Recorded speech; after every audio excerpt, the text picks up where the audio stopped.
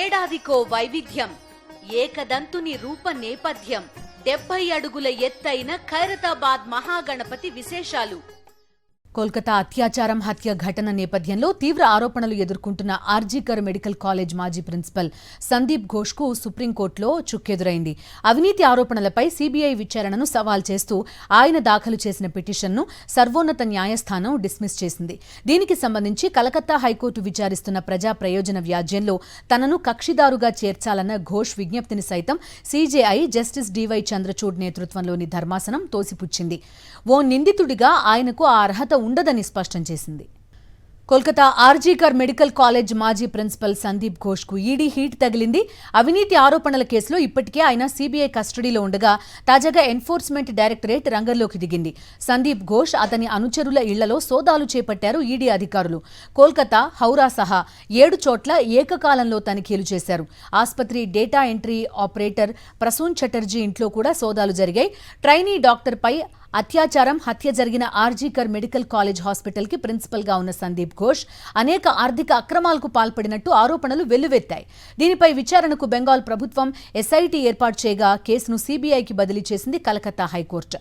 దీనిని సవాల్ చేస్తూ సందీప్ ఘోష్ దాఖలు చేసిన పిటిషన్ను సుప్రీంకోర్టు కొట్టేసింది.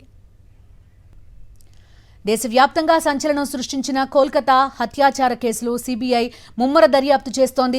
బాధితురాలిపై జరిగింది సామూహిక అత్యాచారం కాదని సీబీఐ విచారణలో వెల్లడైంది. గ్యాంగ్ రేప్ జరిగినట్టు ఎలాంటి ఆధారాలు లభించలేదని, నిందితుడు సంజయ్ రాయ్ ఒక్కడే ఈ దారుణానికి ఒడిగట్టాడని నిర్ధారించినట్టు దర్యాప్తు సంస్థ వర్గాలు వెల్లడించాయి. విచారణ తుది దశకు చేరుకుందని, త్వరలోనే కోర్టులో ఛార్జిషీట్ దాఖలు చేయనున్నట్టుగా తెలిపాయి.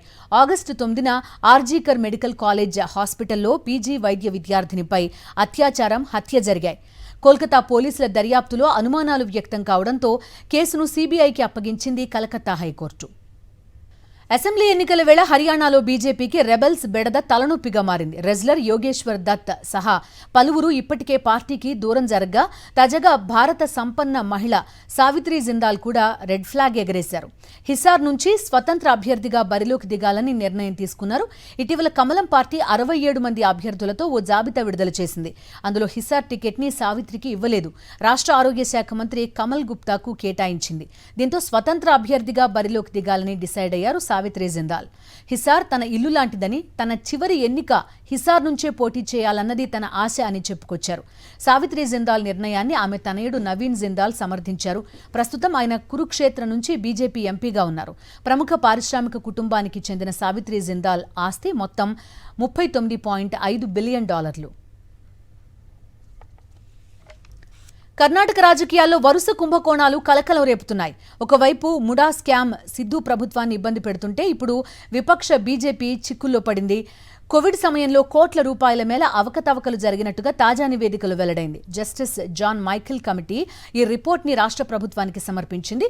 కొన్ని కీలక పత్రాలు కనిపించకుండా పోయినట్టుగా కమిటీ గుర్తించింది. దీనిపై కేబినెట్లో చర్చించిన సిద్ధరామయ్య ప్రభుత్వం బీజేపీ హయాంలో చోటు చేసుకున్న ఈ అక్రమాలపై చర్యలకు రెడీ అవుతోంది.